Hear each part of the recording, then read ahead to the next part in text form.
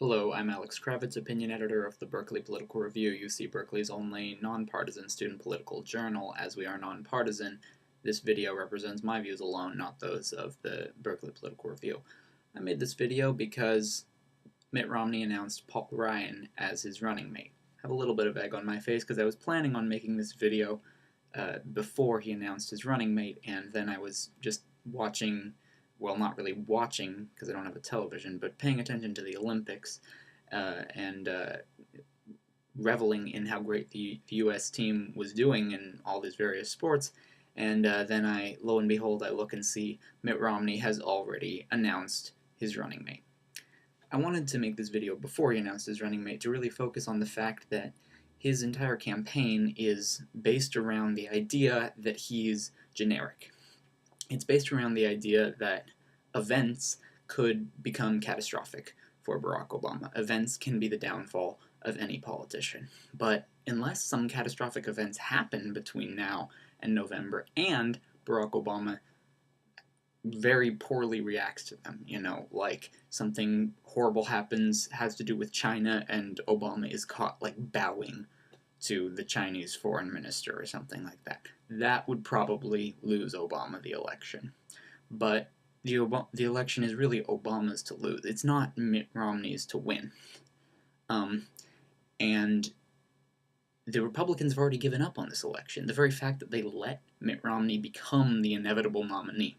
Before he named Paul Ryan, I thought there was a slight chance, a slight but not small but non-zero chance, that the Republicans would go for the nuclear option at the convention, and that would be picking a nominee other than Mitt Romney at the convention, right, just to completely change the game plan on Obama. Because as it is right now, Obama has Romney very easily beat in terms of the thing that has for many years been why people choose president.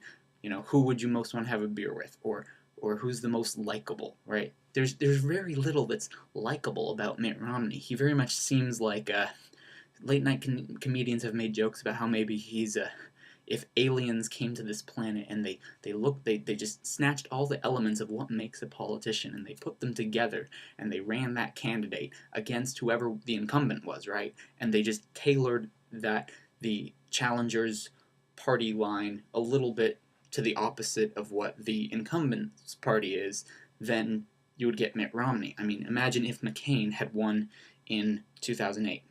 You could have Mitt Romney running the same campaign, except instead of saying, I'm rich and I shouldn't pay taxes, he says, hey, I'm rich and I even want to pay taxes. Why doesn't McCain want me to pay taxes, right? He could be doing pretty much the same thing, except with less emotion than I had just now in this ad hoc video. And when I saw James Lipton, the host of Inside the Hector Studio, giving acting techniques to Mitt Romney so that he can appear human, it got me thinking. I started thinking about Paul Ekman, the famed psychologist who pioneered the use of microexpressions to determine what someone is really thinking. And I looked at some footage of Romney, and it was very difficult to determine if there was any emotion at all. And then I realized that I was behaving like a Blade Runner, looking for a replicant. For those of you who haven't seen the film Blade Runner, you definitely should be, but the only way you can tell whether someone is human or replicant is you have to look into their eyes as they're answering questions. And assumingly, if you were to look into Mitt Romney's eyes, I certainly hope that you would find that he's human. I mean, it's possible that, like, John Huntsman is Vulcan, maybe Barack Obama's Vulcan. We never saw his birth certificate, his real birth certificate either.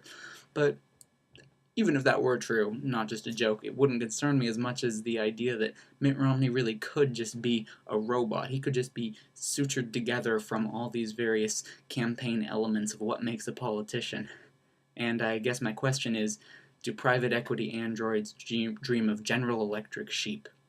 Great, and I butchered my own little gag, which is the only reason I made this video. Alright, well, these views represent mine alone, not the Berkeley Political Review. We're nonpartisan. That was just my analysis. And, yeah.